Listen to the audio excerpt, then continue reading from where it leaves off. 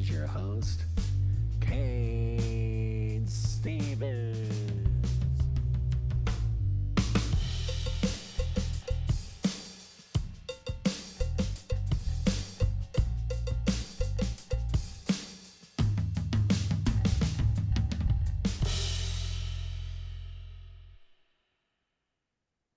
All right, everybody. Welcome back to the Cain Stevens Super Show. I am your super host once again, Cain Stevens, and we're back at it. We're in the squeaky chair here, squeaking away, and we've got ourselves a super guest. We have a lot of super guests, but this one is particularly super in my eyes. She's been doing a lot of things. You know, she's an author, she's a podcaster, she's a medium. She does a little bit of everything. So with that being said, we're gonna go ahead and give Corbie Mitleid a little round of applause here. Corbie, how are you? Wonderful. We are not Buffalo. We are not stuck in 3 feet of snow. We're on the other side of the state. And so right now, just sun.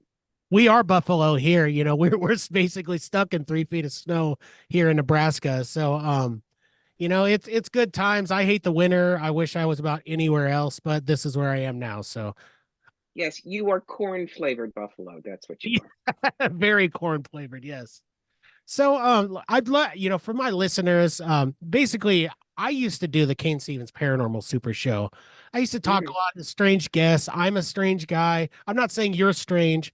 I'm merely saying that you know, the psychic world to the normal person, whatever normal really is a little bit strange to them.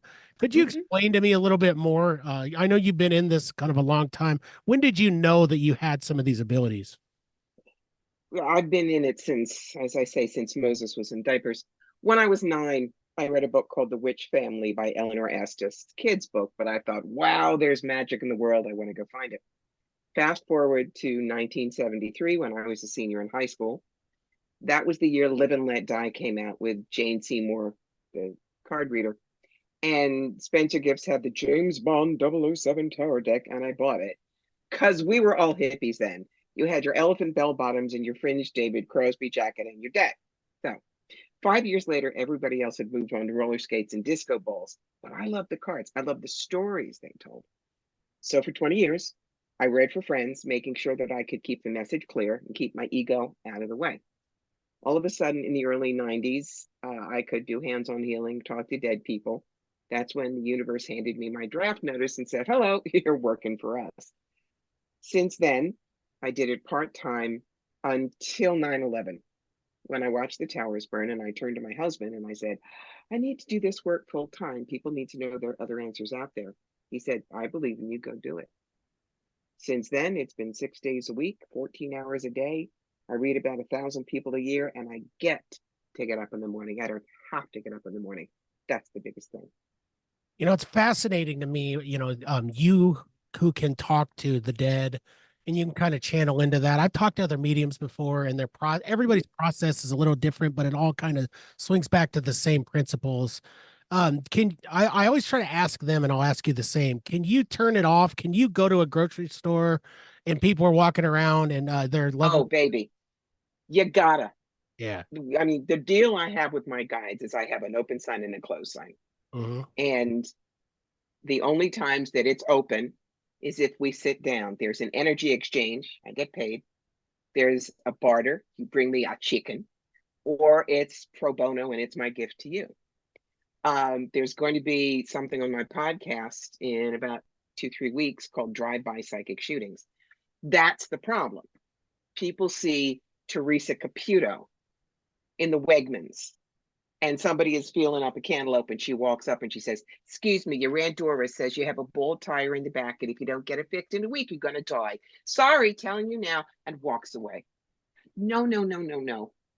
Number one, her PR people went and scouted all the Wegmans on Long Island and picked one. Right. Then they interviewed a bunch of people and had them sign model releases. And then it was rehearsed 6 times. But people who can do what I do, but don't have the professional chops, they will try and do that to someone. And I'm sorry, that's unprofessional, rude, and it means that your ego trumps somebody else's free will. Right. So I tell my clients, if anybody tries walking up to you and to do that, you say, I refuse the message. I don't want it. If they keep following you, you tell them one more time, and then you go report them to the grocery head or whatever, because they're harassing you. Yeah. Now, when is this correct? Somebody from Lilydale. Lilydale is one of the most well-known spiritualist communities in the world. It's in Western New York.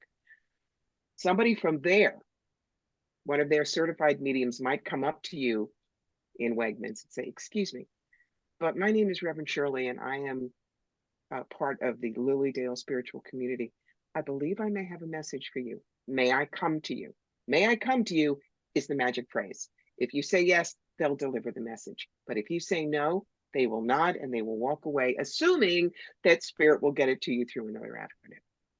Right. Don't ever be bullied into getting a reading from a perfect stranger, ever.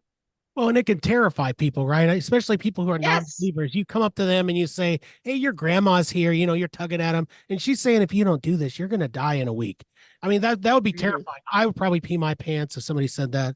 But and I'm a believer, so I can only imagine someone doing that. And in a lot of places, that kind of thing is illegal. Yeah. Right now, a lot of my friends in Pennsylvania are really getting harassed because there are ancient laws on the books, and they're trying to arrest tarot readers and just everything because they can. Mhm. Pennsylvania's known for that. I'm lucky. I'm in New York. New York is sane. Now, do you think that's because of their heavy Amish communities and all of that type of thing? Why do you think I Pennsylvania? have no idea. It because they can do it. Yeah. Because what people can't do themselves, they're often afraid of, and they want to kill it. Right. So most wars are because somebody is afraid this person will have something I want, or now I can't have it. And so that's the war. So, Um, no, go ahead. it's no, it's I could go on this for hours. Ask a question. Let's go on another road. Um, I when you watch things like the old episodes of John Edwards and all that stuff, do you feel that they were more entertainers than legit, or do you feel like they were legitimate mediums? I won't judge them Okay. because I don't know them from Adam's house. God, I haven't had a reading with them. Yeah. Now I know, Thomas John is famous for scamming people and never giving back their money. I mean, he's a target, but he deserves it. Mhm. Um, a John Edwards show, if he's on for 90 minutes and it looks like he's getting person after person after person, remember they filmed for 8 hours and they cherry picked. Yeah. Even the best of us mediums, we are only 85% accurate because we are human. The only one 100% accurate is God, and he is not doing Zoom readings or sitting in a psychic fair this week. Sorry. Right. That makes sense. Well, could we talk about, because I've been to some mediums, especially Mhm. here in Lincoln, and I can tell you that the interesting thing about getting a reading from the medium that I went to was they said some things that nobody could possibly know. Okay, I was almost Mhm. kind of blocking mentally, not on purpose, but just like I wasn't sure what the process was going to be. I wanted to make sure she wasn't leading me into something, and Right. she Right. said something that was so wild to me about a friend of mine who had died, that nobody could have known about this stuff but her. It blew me away. Yep. So what is your process? Would you enlighten the audience and tell us Sure.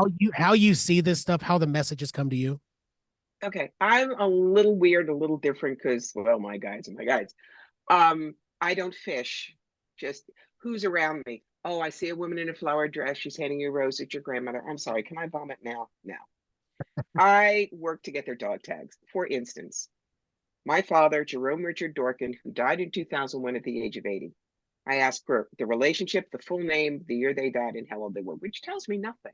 But that gets me into the energy right away. And for some reason, my guides will play charades. This means they smoked. This means they toked. This means they had surgery. This means it was an accident. I will very often get attitudes and stuff like that. But I tell my clients, don't correct me. If I go, I have something here, don't say, no, he died of left elbow cancer, because you just took something I can't get back. Their job is to say, no, not sure, yeah, and oh my God. And as soon as we've got 3 or 4 oh my Gods, I open the door and they can talk to them directly. Now, there is a reason I do not do this on air or in public. It's because I don't censor. My favorite example, do you want the R rated or the late night comedian version. You Right. tell me. I'm asking you which Oh, version because I have two versions of the story. me, I'm fine with the I'm fine with the late night, I'm fine with the Okay, fine. There was a biracial same gender couple. The black partner had died, and her white widow wanted to speak to her. See this face? Nice kid from Cherry Hill, New Jersey. Manners. As soon as I got her person, what came rolling out of my mouth in flawless urban ebonics was, well, shit, if it ain't my white bitch. And I'm going, eh. But the woman in front of me was laughing hysterically because that is how her partner Isabel walked into the house after every business trip. yeah. Second story, a woman, this was in York, Pennsylvania, wanted to speak to her late husband. He died about 6 months before. I only had what I just told you, and his name was Ordinary. But then I feel my arms go out and my head to him. Hey, baby! That's how he walked in every night after work. Wild. Now, that's the kind. Do I get that all the time? God, I wish I did. But especially that first one I gave you, that's why I will not do it in public because I do not censor what comes out. And if it's something that's painful or vulnerable, that should not be in front of an audience of 200. It just shouldn't. Yeah. No, absolutely. I understand that. So you're saying that I probably shouldn't ask you to read anything with me, is what you're saying on a podcast. I won't do it as a medium, but as a certified tarot master, you bet. I've done tarot cards on all the time. If you want me to try to pull a past life for you, I can do that because it is not a vulnerable thing to you. Yeah.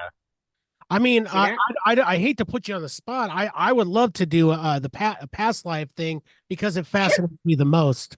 Um, Okay, we can do that. especially like for example, when there's a child. Okay, I've given this example before. There's been children that have come forward and they've said things about the Titanic. They've said things about the Civil War. They've said things That's right. that are so accurate to that time and to what they would have been doing that it's unmistakable that they were a part of it, right? And you know that Right. very well because you deal with it all the time. Now, there is a difference between past life retrieval Mhm. and past life regression. Most people know regression.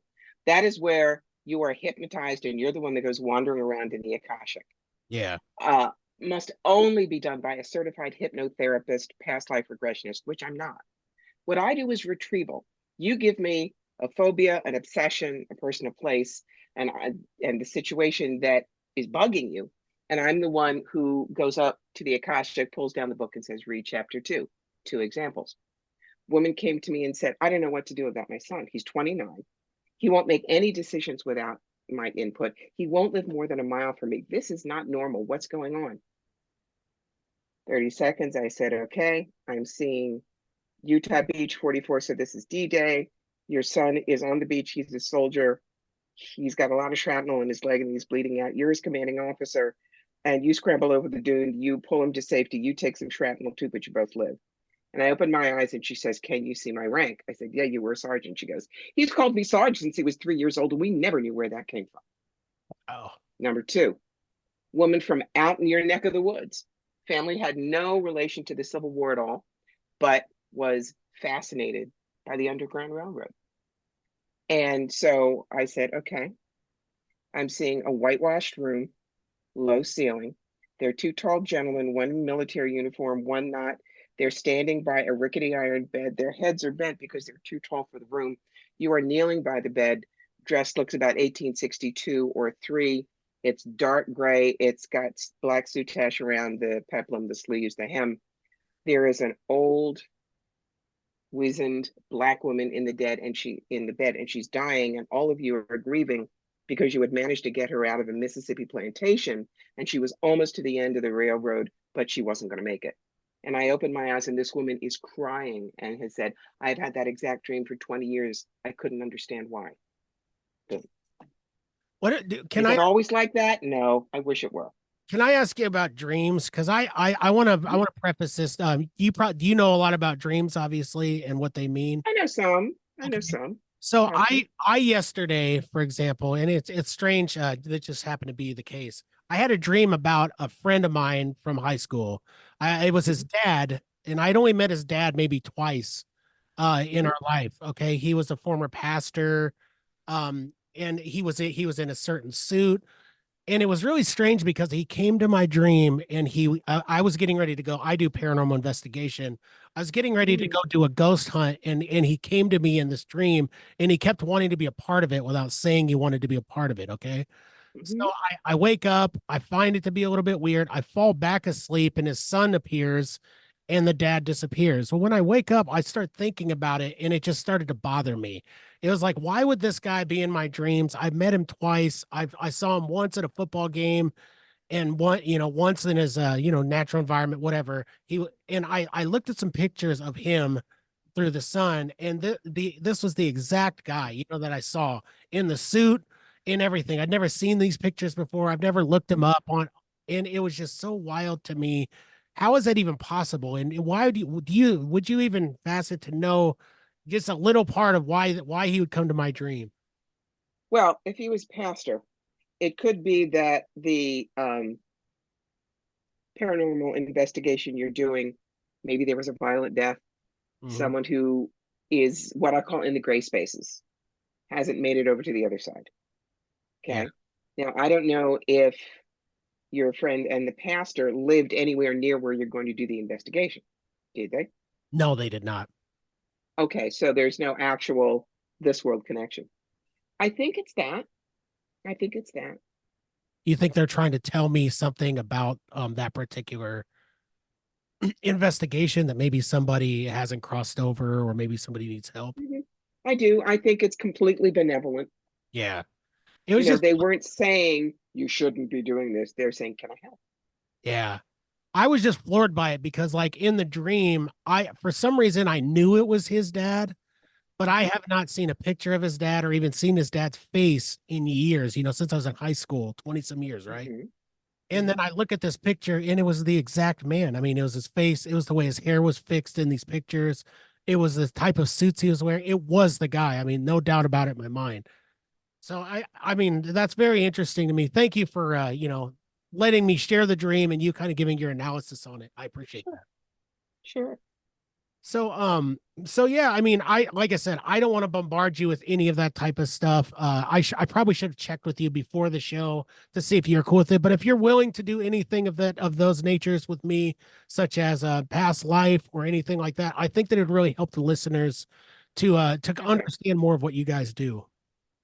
Okay. Now, before we do that, I'm just going to explain why the universe has me as a past life expert. When the universe hands you your draft notice and you take it, it goes rifling inside you to see what your talents are. What do? I was a theater major at Brown University. I acted in New York, so I understand characters, scenes, voices. Words are my drug of choice. I'm a writer, so I can tell the stories. And I have loved history since I was a wee thing in single digits. So you give a vision to someone else who does past lives, but doesn't have my historical background, and me, same vision. They would probably say, well, it's a long skirt and a big hat, and you're in front of something really fancy. I think it's Europe, maybe in the 19th century. I could see the same thing and go, hobble skirt, picture hat. You're standing in front of the Brandenburg Gate, so that has to be Berlin in 1911 or 12. On the other hand, do not ask me to do spirit art because I cannot draw a stick figure with a sharp pencil and a lot of prayer. Not my wheelhouse. Okay. Right. But that is why, for me, past lives are delicious. So I need one of these things: Okay. an obsession of yours, a phobia of yours, a place that's always fascinated you that makes no sense. It's like I'm Scots Irish. Why do I have this thing about Peru? Or a person that means something to you out of all recognition. Why, you got the pastor thing. That's not a past life, but that's an example of why would this person be showing up? Okay. An obsession of mine is music. A phobia of mine is snakes. I would say, what were the other two? I'm sorry. That's okay, because normally it's just you pick one. But the and I'm a herpophobe too, baby. I can't even look at a picture, but I am already seeing what this all is. You are talking uh, New Orleans. You're talking, Bourbon Street. You're talking Preservation Band, and you're talking people who do voodoo and Santeria. Okay. And you wanted to be part of a particular band down there. It wasn't the Preservation Hall Jazz Band, but it was, proper New Orleans music. This was in the 30s. And you weren't really good enough, but you kept pushing and you kept practicing and you kept pushing. But you pushed the wrong people and you just annoyed people because you kept coming back at the wrong time, making the wrong offerings in terms of what you could play or things like that. So one of these days, a friend of yours, another band said, son, you're going to get something dropped down your back that you are not going to want. And you didn't think snakes, but you were finally invited to audition, supposedly. And you walked into this darkened hall and somebody dropped a cottonmouth down your back because that was the way they were going to get rid of you. Oh my goodness. That's terrifying. And Mm-hmm. so how do I apply this, knowing this now, how do I apply this knowledge to my current life? Very simple. You can stay afraid of snakes, but nobody's going to drop one down your back. You're, I think, much more trained and accepting of where you're appropriate for music and where you're not. When you go, have you ever been to New Orleans? I have not. I've been close to New Orleans, but never been there. You're going to get the feel of it, Bourbon Street, Jackson Square, and you may get chills. You may get chills. There may be a block, an area you just do not want to go down. Yeah. That's the resonance. But realize this is the fear you've got. Now,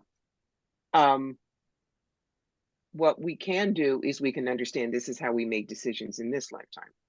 I'm not going to give the details, but in my immediate past life, which was in Chicago, I died in 1949, childbed fever, sepsis.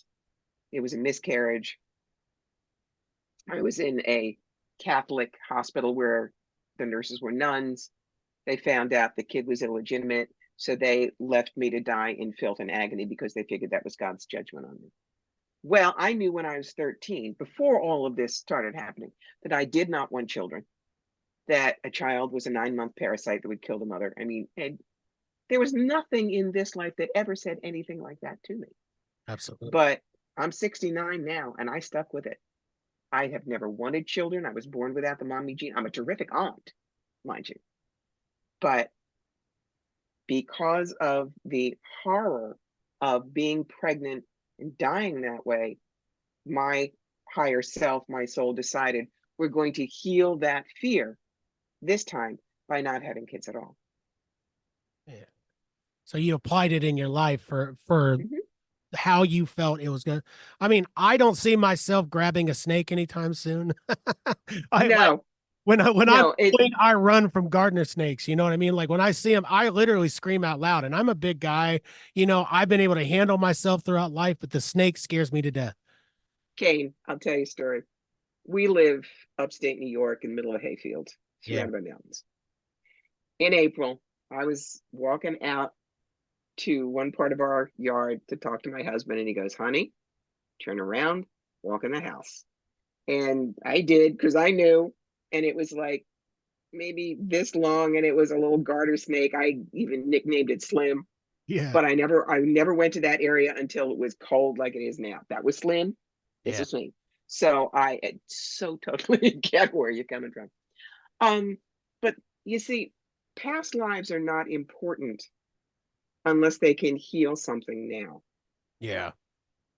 Okay, I'm not saying that you should pick up snakes, but realize that blood curdling fear is because someone did that to you, and no one's going to do that to you in this life. Um, I've had too many women come to me and say, I know I must have been Anne Boleyn because I can't wear turtlenecks. No, no, no, no, no, not working. But at the same time, if you're a janitor in Des Moines and someone just tells you that you were Napoleon Bonaparte and you believe it, are you really going to want to mess with the mop anymore? Right. Exactly. Unless a past life heals something explains something or strengthens something good for you, don't mess. There's a reason we don't remember them. Yeah. Well, and a lot of people they want to romanticize and think that they were someone super important, right? Like they couldn't just like it has to be a thing because like when you watch shows, when you and I know those are shows, when you listen to radio shows, anything, when the guest talks about this type of thing and they start talking about themselves, a lot of them they're Abraham Lincoln or they're always somebody important. They're never the Mm-hmm. janitor or the kid who got hit by something, they're always someone important, but that's not the case, right? I wasn't important in my past life, according to you. Just to you. Just me, just a musician or wannabe musician in that case. I've only gotten two or three historical people Yeah. for the hundreds of people I've done past lives for. One of them was Mercy Otis Warren, who was best friends with Abigail Adams. One of them was Jacob Reese. Now, this is interesting.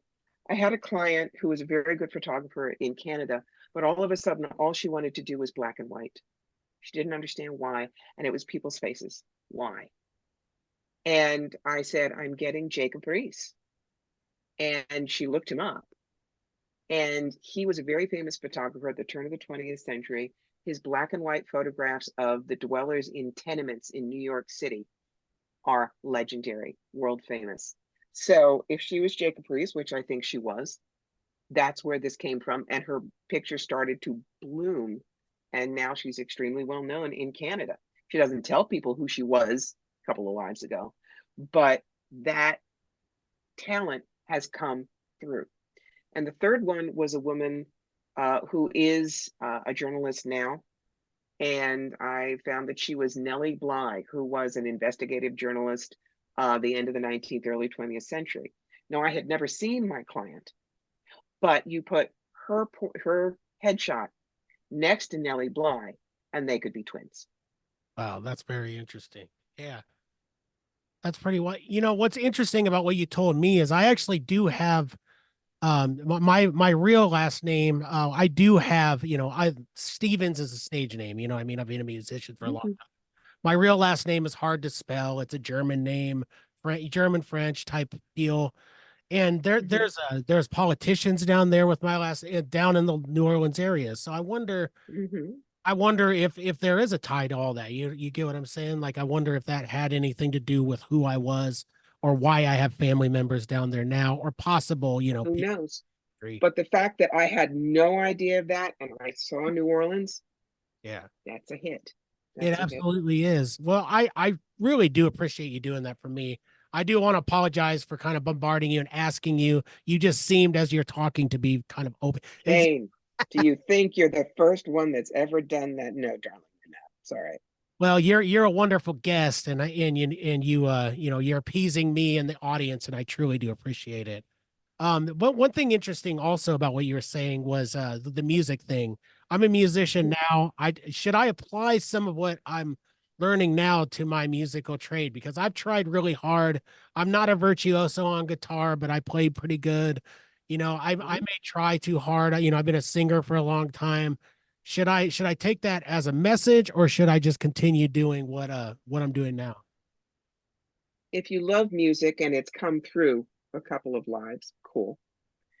When someone says no, take the no. Yeah, That's what it is. And do music because you love it, not because you have to convince anybody else you're good enough. That's the absolutely. key. I appreciate that. That's great advice. And it's music being a musician is a hard, especially when you're a recording artist and you do all this. Hmm. I do it for the love. I know that I'm not naive enough to sit here and think, oh my gosh, the record companies are beating on my door and everything. I do it because I love it. I do it because it soothes me. Okay. And that I want to make that clear to everybody out there. And if you ever do get a chance to listen to my music, it's under Cain Stevens. I play rock, I play lead guitar, I sing, I do all that stuff. So hopefully you guys get to check it out. But with all this being said, and that was a dynamite first half of the interview here, I do have some sponsors to take care of. So if you don't mind, Corbie, I'm going to go ahead and take a pause right now and do that for some of my sponsors and all the wonderful things that they do.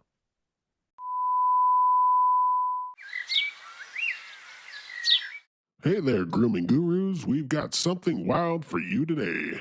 That's right, folks. Get ready to tame the untamed with products that redefine the beard game. Introducing the Elegant Sasquatch Grooming Company. Elegant Sasquatch, that sounds like a contradiction, doesn't it? Well, grooming should be an adventure, my friend, and with these products, you'll embark on a journey to the grooming wilderness. So, what makes the Elegant Sasquatch so unique? It's all about taking your beard from beastly to beautifully wild. Picture this: you wake up and your beard looks like it just got back from a spa day. That's the magic of their high end beard balms. Spa day for the beard? Sign me up. And let's not forget their beard butters and oils. It's like giving your beard a tropical vacation. I'm talking about a beach party for your facial hair. A beach party for the beard. This company's got the best marketing ever. Oh, but we're not done yet, folks. The Elegant Sasquatch Grooming Company also has beard washes that make shower time a majestic experience. Showering with Sasquatch, that sounds like a reality show. It does, but seriously, listeners, if you want to sophisticate your outer beast, head over to elegantsasquatchco.etsy.com and use the code SUPERSHOW at checkout for an exclusive discount of 20% off. You can also find them on Facebook and Instagram. Check them out, like them, and while you're at it, tell them the Super Show sent you. All right, everybody, we're back. I'm no longer telling everybody, that I'm sorry about it. I'm not sorry about it because we got these wonderful sponsors. We have Slaying Tattoo here in Lincoln. Get your tattoos with Bryce. We've got Roots Music Shop. Of course, Roots Music is the only place in Lincoln to get your instruments. Go see Ryan, tell him you saw Cain, and he said go there now. And then we got the Elegant Sasquatch for all you lovely bearded gentlemen out there with your egg smelling beards, get them smelling nice. So we're back at it. We have a super guest. If you've been laying under a rock for the first half, I'm sorry, come out of that rock and join us with my guest, Corbie Mitleid. Did I say? Mitleid. All right. And we're back with my guest, of course, the wonderful Corbie Mitleid. I said it. There we go. I said it right. I'm so sorry about that. I'm horrible with names. It's okay. We're here. We're talking about past lives. We're talking about medium, being a medium, and all that. She's also an author, and we're going to dig into her book here shortly. But I would be remiss if I didn't tell my listeners a little bit more about the ghost world and what I always seem to do. I'd be cheating him. So Corbie, I'm going to ask you what I ask everybody right now. And I think I'm pretty sure I know the answer to you. Do you believe in ghosts, and have you experienced ghosts? I believe you tell me. True ghosts. Yes, I have. One of the early things that I found I was able to do is I'm a doorway home, if you will. And when I was first doing this seriously in the early to mid 90s, I had figured out one of my past lives was a World War I pilot. And so I tended to get pilots in my living room. I remember one very, very vividly. He was just a little trench soldier, and this much of his head and face were not there because this is what had been blown away in the trenches. And the thing to remember about ghosts is they're always going to ask if they're warriors who won. You got to explain to them it doesn't matter, it's 100 years ago, whatever. You get them to forgive themselves for killing people, forgive the person who killed them, and reassure them that it's okay to go to the light, and you bring him in. I have not seen typical floaty ghosts. No. When I see things, they tend to be heat shimmers. Okay. I have heard EVPs, which are correct. So, audio. And the closest thing to anything that I remember is back in the 70s. I remember there was all of a sudden this pulsing blue light in my apartment, and there were French doors that separated out my bedroom from the living room, and it came through the closed French doors. and we had a little conversation and it blinked out. But things falling off shelves, radios turning themselves on, toys starting to go in the middle of the day when no one is near them. And for me, that's all ghostly stuff. So are there here's a question I'd like to know. Do you believe that there are evil spirits? And if there are, why do they continue to stick around? Is it because they have no place to go? Is there a true evil spirit even around us, or are they all just spirits? Boy, that has so many layers of nuance. The lower the vibe, the more likely they are still stuck in their negative stuff from life. It's like why I tell people not to use Ouija boards. Using a Ouija board when you don't know how to ground center and shield is like throwing open the door in a strange neighborhood and yelling free beer. You don't know who's out there, but they heard you and they're coming. Right. So, yeah, the most experience that I ever had with something like that was very, very early when I didn't really have a lot of background. And this is when we had found out who I was. I was working with a woman in Colorado who has always kept herself hidden because she didn't want her children taken from her. And we saw a short, squat man in a World War II German air uniform. Figured out it was Ernst Udet, who had committed suicide. And we did our best to help heal that soul from where it was. And the thing was, he was set up by Hermann Goering. And we saw written in, I guess, his girlfriend's lipstick, Iron Man, why did you forsake me? In the room where he died. That night, the woman and I both had the same dream. We saw the German Luftwaffe building. We saw a picture of Udet slammed off the wall, and both of us felt a presence in the room. Was not pleasant. When we were driving me back to the airport the next day, what pulls in front of us but a car with a license plate Iron Man 5. Now that's the universe giving you the heads up. When I got home, I was living in Atlanta then. I was sitting in my living room, and all of a sudden one of my cats went full Halloween and went dashing upstairs. And I was in, one of the big shirts like you've got on, and all of a sudden the tail came and stood right up here, and the voice said, now do you believe I can't get in? And I felt hands around my throat. Got it off. Luckily, I was able to enlist the help of a dear friend of mine. His name is Adam. That's all I'll say. And Adam must have a neon sign on the Astro that says, I'm a professional and I don't care. This is back in '94. Somehow he got a 6-foot ceremonial sword through the metal detector and they thought it was golf clubs. Do not ask me how. And we bottled up Goering. So yeah, there are some spirit fragments that are really nasty beasties. Really nasty. And why don't spirits in general, why do they choose to not cross over? Is it because they're confused, because they want to stick around for family? Why do hauntings exist? It is a soul fragment. Okay. All right. I'll use my father as an example. Dad was my best friend. We had the same birthday. He died in 2001. When he comes to work with me, because he was a great cardiologist and sometimes will give me a hand with medical stuff, he puts on what I call the Jerry Dorkin suit. It looks like Dad has the white coat, stethoscope. But that's only a costume that his full soul wears. So that is like a piece of trash on the road that didn't get absorbed. It very often isn't even run by the soul. It's the fragment of the personality. What's the difference between personality and full soul? When my father comes down to help me, he still puns terribly.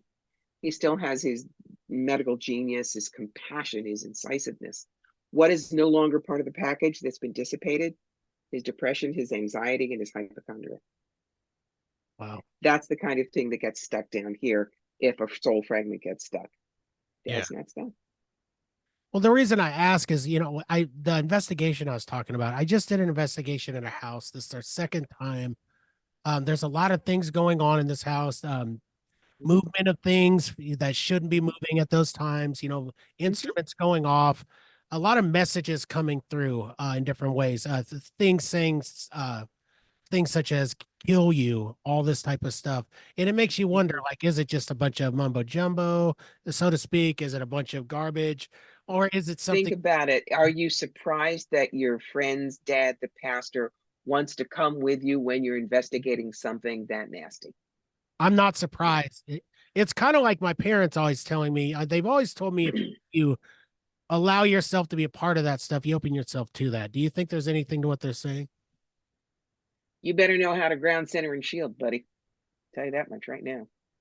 Well, I just need to kind of keep myself centered enough to not pee my pants during it for an investigation. Why I do it, it's just my curiosity and my want to be able to just have answers. Yeah, that's all it is.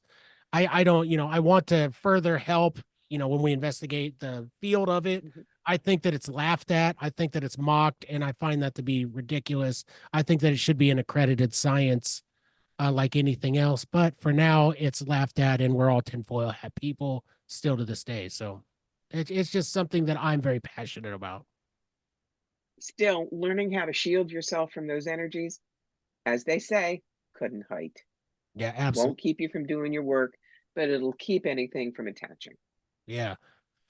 Well, I appreciate you answering these questions. I know my audience is going to love your answers to this, and it's just my further quest to kind of figure out what life and what death is a little bit at a time. So now, and this is a horrible segue into something great, which is your book. But I would like you to segue into your book a little bit. I want the audience to know about it, and I want them to know a little bit more about why you wrote the book. Okay. The book we're talking about right here, The Psychic Yellow Brick Road, How to Find the Real Wizards and Avoid the Flying Monkeys. This is not a book on how to be a psychic. It's how to find us, how to know if we're good, how to formulate your questions so that it works for you, what to avoid, when to run. And the reason I wrote that book was because, 18 years ago, I was doing a very large show in Toronto, 250 booths. And no matter how good the promoters are, they can't vet everybody. So across from us was your fake gypsy. And there was a woman who was walking down the aisles, looking at all the booths, and the fake gypsy runs out from her booth and grabs the woman by the arm. Now, in psychic fair parlance, this is called hooking, and it's as bad as the other kind of hooking. She says, "Oh, you no need to pay $30, $40, $50. I read your palm for 10. Come." Drags the woman into the booth behind a screen. 20 minutes later, we see the woman leaving crying hysterically. We rush over to her and say, "What happened?" And the gypsy said, "Oh, you have a family curse. How many in your family? 4? You have dog? $50 every family member, 25 for dog. He smoked. We fix." And then told the woman if she wasn't going to burn 400 specially blessed candles at the Roman Catholic Church, I bless real good, only $1 candle, her entire family was going to die in a car accident in 2 weeks, and the woman bought it. Wow. That's why this book is written. Good psychic guidance is art. Don't settle for a forgery. Yeah. And I don't care if you never come to me for a reading after you read this book. If it keeps you safe and you can find a good, honest, intuitive to work with, the old saying, all boats rise. People are scared of us because of the gypsy types. Right. So if I can teach people how to avoid getting scammed by them, I'm doing my right work. I love this. I actually produce a podcast for an intuitive, and she's said some things that have really opened my eyes. Just talking to you has really opened my eyes today. But that's something that we always laugh about, and not in like a mocking way, but more of like, it's so bad, like the stigma for you guys who are the real intuitives. It's the old, crystal ball thing. It's the gypsy thing. It's all that gives it such a bad rap that people find it all hokey, but it's not hokey. It's just like, to me, it's as real or more real than me wanting paranormal investigation to be an accredited science. I think what you guys should be are doing, excuse me, should be considered extremely normal. I don't see what's wrong with it. I think that people want to demonize it through and we're not going to get into religion. You and I talked about this, but I will say this. Religious superstition stuff scares a lot of things away. I think that people get lost in that. And I think some of you guys, especially when you're women, I think that it's, damn the witch type stuff is my personal opinion. So that's really all I want to say about the religious side. But I think what you're doing is great. It's why I come across the way I do. You and I talked a little bit before we came on the air, I think. Most people expect us to be what I call glurpy purple with angels. Hi, my name is Little Dancing Raccoon, and here's my spirit guide, Arctic Bear. Let's see what your angels are saying today. Yeah, fine. That feels really safe to them. Trust me. Me, I'm from New York. My whole spiel is I'm very practical. You're not going to meet, hear that you're going to meet a guy with blue eyes and a limp in a bar. My gig is here are your opportunities and how to grab them. Here's a tough stuff. Here's how to get through it or around it. Here's your toolbox. Go rock and roll. And people who want the real thing, they sense it and they come to me because I tell them I do 4 things. Your everyday tour bus, house, car, job, kids, finances. Okay, God, you put me here. What the hell? Past lives. Why am I afraid of oatmeal? Or who was I in 1642 Belgium? I want to speak to my spirit guide, Binky, and how's dead Aunt Mabel? That's it. And they don't expect someone this casual and offhand. And, I'm not one of those psychics who thinks her aura don't stink. I have done stand-up comedy about you think a psychic's life is easy. Because I take my work seriously, but me not so much. And that's what people don't expect. Absolutely. And so you're telling me, so the book is basically a guide in a way to finding the real ones out there, right? The ones who yes aren't full of it and trying to cheat you basically. Exactly. Psychic boot camp, the ins and outs of a general session, what to watch out for, working with angels and spirit guides, what to expect with mediumship. It's all the questions we talked about in writing. So where can we get your book so that the listener knows? Oh, of course, on Amazon. It's also on Kindle as well as paperback. You can also order it at my website, CorbieMitleid.com, which is fine because you order it on Amazon. I'm the one who sends it out to you anyway. Awesome. Is there anything else here? I know that we don't have a lot of time and your time is valuable like everybody's is. We're running low on towards the end of the show here. Is there anything else you'd like to promote before we're done here? Just if you've liked what you've heard, you can find me everywhere. CorbieMitleid.com is the website. It's got literally over 100 articles. It's got my podcast called The Psychic Elbert Road, and some 24 different readings from burning questions to soul plane readings, which take me 12 hours of work to do. You can find me on Instagram. You can find me on Pinterest. You can find me on YouTube. And if you really want to work with me, go find me on Patreon because I have Corbie's Nest. And we do all kinds of things there once a month, and it's all teaching, all hands-on facilitating, so you can get your hands in the fun stuff. That sounds great. Well, hey, Corbie, I really do appreciate you being on my show. You're an awesome guest. I'd love to talk to you again sometime and pick your brain if you'd ever allow it, but you're always welcome on my show, and I very so much appreciate you being on it. It was a pleasure. Thanks for asking me, Cain. Thank you so much.